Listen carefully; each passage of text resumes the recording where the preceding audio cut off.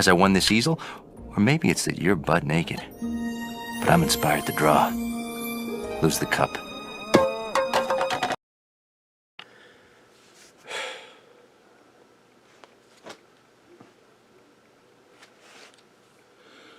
It doesn't help that I'm under the weather and sick. It also didn't help that this just gave me back my headache. Spaceballs, the cartoon. This is a paid request for Andrew Chilton. Thank you so much for that. For those interested in requesting pretty much any type of videos or topics, commentaries, reviews, write these lists, whatever it may be, re-reviews, feel free to send it either directly to my PayPal or join my Patreon. Both links are down below in the info box. And this...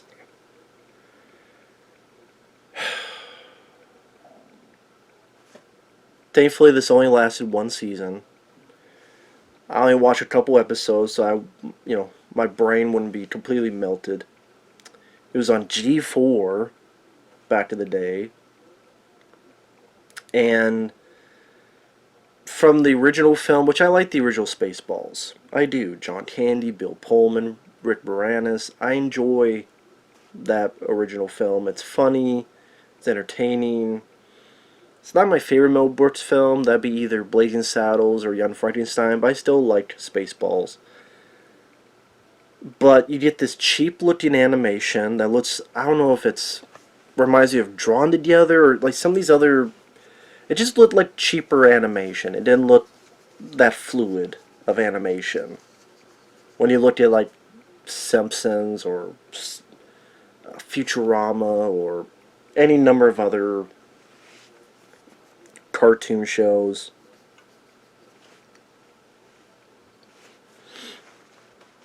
It just comes off as cheap.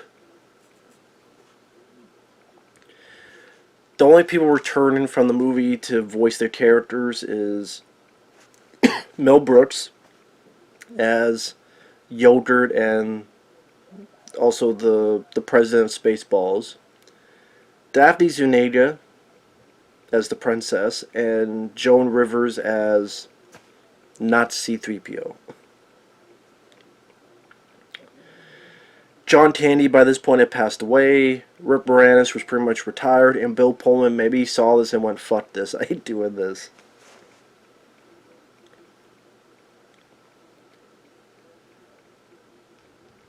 And when Bill Pullman looks at something, now yeah, maybe he was busy. His schedule was busy. Maybe it was that.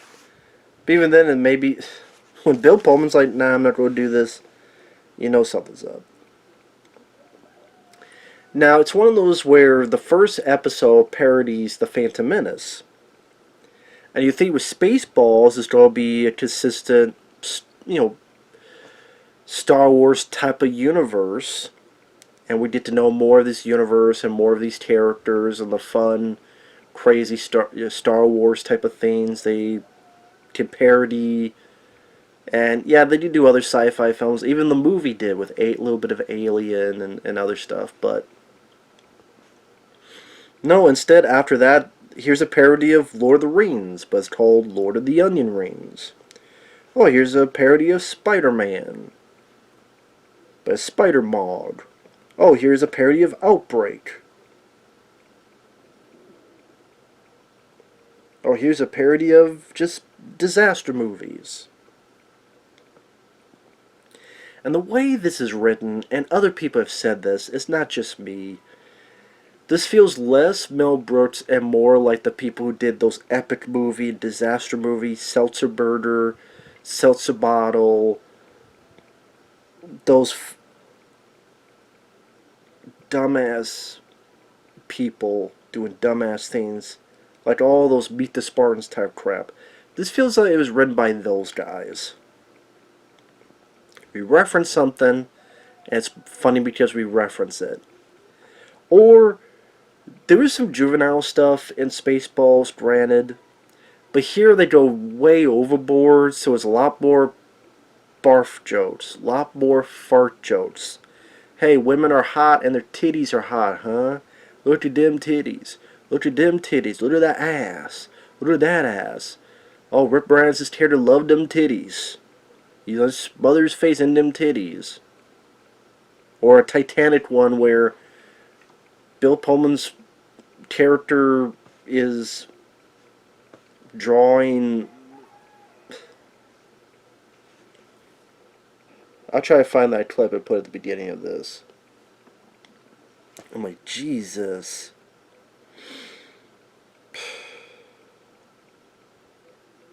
And like Mel Brooks' voice, he's so old and it sounds it. He sounds so old. I mean, he sound. It makes sense because he is old. Just you could tell he just sounds like it. Very rough, very coarse of a voice. The guy who voices Bill Pullman's character, I mean, if you tweaked him out, if you tweaked it a little bit, kind of sounds like Fry from fucking Futurama. Or various other voices. I guess the guy trying to voice John Candy did as best as he could.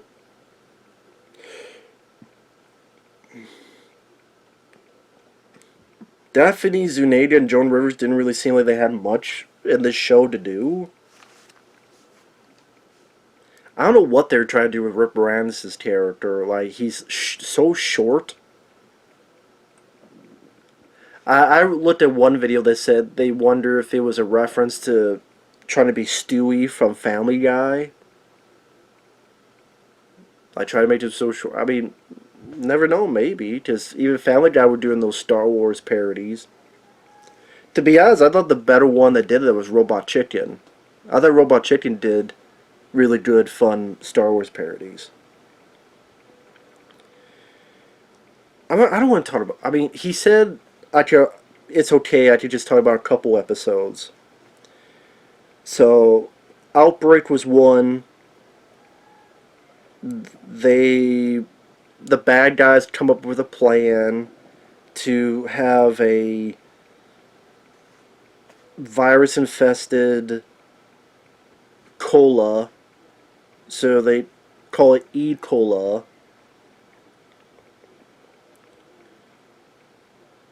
Barf is riding with Lone Star, Bill Pullman. Well, I keep saying, because I don't know who the voice actor was. But the character Bill Pullman played in the movie was Lone Star. So Lone Star and Barf are riding. Lone Star keeps telling Barf, hey, you need to lose some weight, blah, blah, blah. Okay, I will. They stop somewhere. Barf drinks a lot of this E-Cola stuff.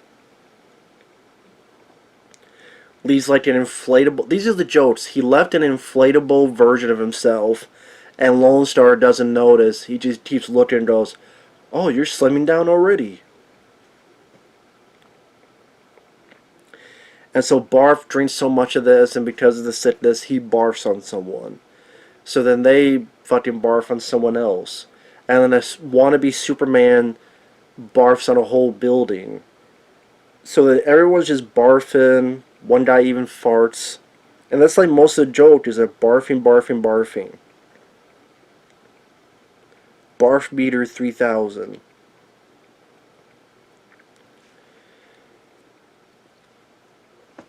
I mean, these are the jokes. Like, two people are here and they're puking at each other, and other two people puking at each other. And so the camera's pulling back as if this is some artistic dance routine type of thing.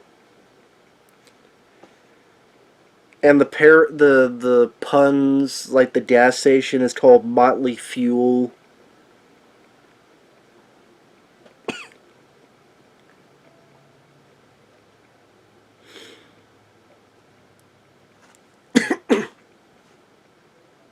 Lone Star realizes that Barf isn't there, so he goes back. Lord Helmet and the President, they want Lone Star's help. Barf is now super, super, super big. Mount St. Barf is ready to blow. Yogurt had given him this yogurt that... Yogurt has a wife in this. Called, I think, Yenta. And like, if you eat this, you would never want to eat anything again. So he puts it into his ship, shoots it in Barf's mouth. And because it's so fermented, all that, it cures them. Then he pukes on someone, and then they puked on the other, and everyone gets teared. They leave, and then the episode's over. Lame ass bullshit. Even though I'm sitting here sick, coughing, drowsy, tired, I should be calming down. I should be taking it easy. I still can't. It still riles me up because it's such a waste of Spaceballs.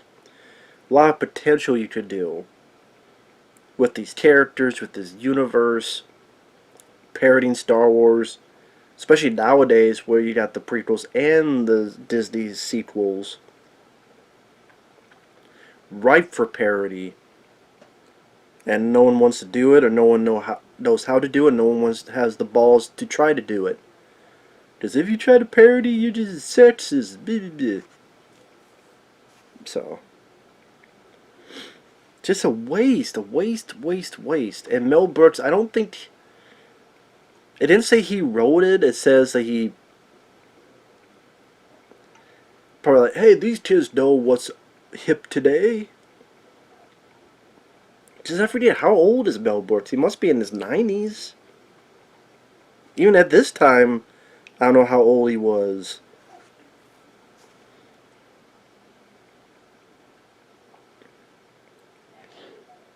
And then the other episode, Mighty Meteor, Yogurt's on a video phone and he's arguing with Yenta, and that goes on for like 3 minutes about how to use a video phone. The bad guys of Spaceballs, Lord Helmet and the President, they need to outsource to India, and they're called Indiots. Yeah, the neighbor's rooster's even groaned at that. Indiots.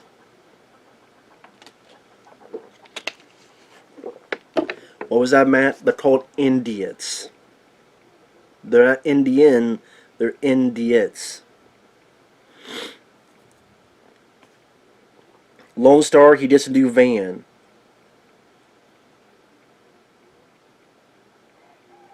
And what are the jokes? It's my man. What? It's my man. Half miracle, half van. So, it's just so that he just say it's my man, and then Joan Rivers make it seem as if he's been gay all along. Oh yeah, this did retcon the ending of Spaceballs the movie. Because there's a pilot that I could not find, but I did look up, where they had a pilot that kind of redid the first movie, but they changed stuff up. So, for example, Lone Star was not a prince. He didn't marry Vespa, the princess. So none of that happened. Also, the Schwartz is more like the Green Lantern ring. That the Schwartz was like the Force, or when it shoots out as like a lightsaber. Nope. Now it's like a Green Lantern ring. Just do whatever it wants. Which is weird that why would Mel Brooks go ahead and be like, yeah, change around the story. Change around what this stuff is. Why would he do that? I don't know why. And like, these are the jokes. It's my man. Half miracle, half van. So pretty much it's either Mel Brooks is the president and Lord Helmet dealing with the Indiots who helped them get a bigger meteor. And the meteor shoots out towards them, and then there's a comet behind it, and then there's a bunch of aliens behind it. There's a bunch of other aliens above behind it, and then there's also a volcano there. And then Lone Star says, I could do this, and I'll fix everything. Oh, that doesn't make sense. But it all works out. And he's got to destroy his new van to do it.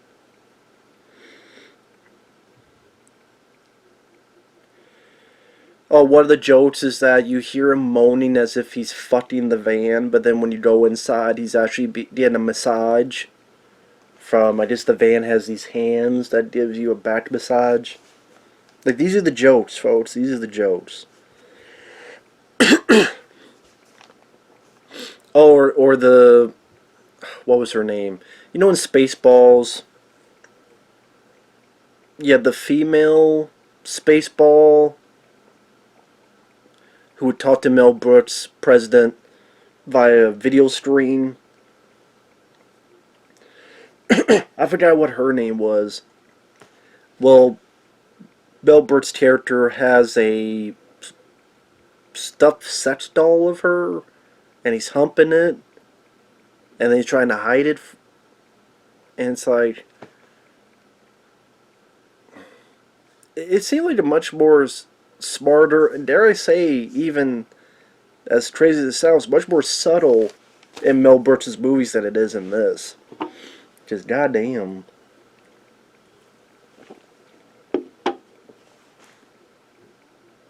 Really makes you go, what in the fuck is going on with this show? It's just not funny at the end of the day. It's just not funny. It's headache inducing, terrible writing, cheap animation, voice actors like you can't get Rick Moranis back, you can't get Bill Pullman back. Characters are terribly written. Like, this doesn't feel like Lone Star, the movie version. Feels like a different character. Barf, his voice actor, I think they did his best. But then Barf just becomes a walking joke where he'll be either puking or farting or, again, get naked so Lone Star can paint him.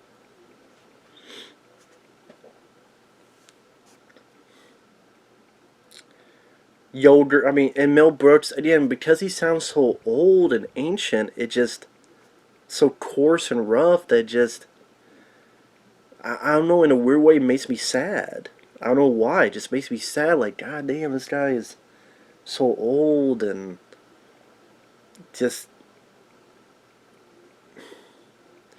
it's like when I heard Brad Dourif in the new Chucky TV show. Like, you tell that time, it just, which makes sense, it does for all of us. It does for everybody, it will do it for everybody. But it's like, man, you're not the guy from back in the day. Move on or give it up or forget about it or something else entirely. And that's why, I get why Mel Brooks stopped directing. And I actually liked Dracula Dead and Loving It. With Leslie Nielsen. I actually liked that movie, but it didn't do well. He's like, I'm done. Hey, good. That way you're not milking the lawn with bad after bad after bad movie. Like sadly a lot of other people do. And again, the fact that, like, let's just parody a different random thing. They do a parody of Harry Potter in one episode. The whole episode's about that. One whole episode at the end of Barf being Spider-Man. Just seems whatever was random and popular. Like, you're already a parody of Star Wars. Why do you need to try to do other stuff? Like, Alien and other stuff makes sense in Spaceballs the movie because the same, like, sci-fi universe, but then they're like, oh, here's Lord of the Rings. Oh, don't touch that, don't eat that onion ring because you can't digest it.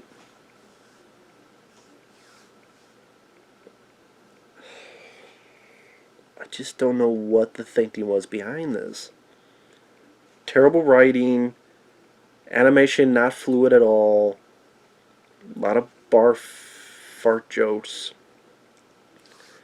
voice cast I wasn't impressed that much by. Like I said, the guy who played Barf did the best he could as a John Candy imitation type. Daphne Zuniga, I didn't even realize at first it was Daphne Zuniga. And I looked up, oh, okay, I guess it is her.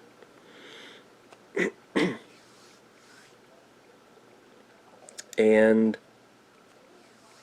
just really terrible strips. Like I said, I can see why it didn't last. One season, that's it. Good. Really kind of makes you go, nah. If this is the way it is, don't try to do any more Spaceball stuff. Please don't. So with that said, thanks for watching. Take care. We'll see you guys later. Bye bye.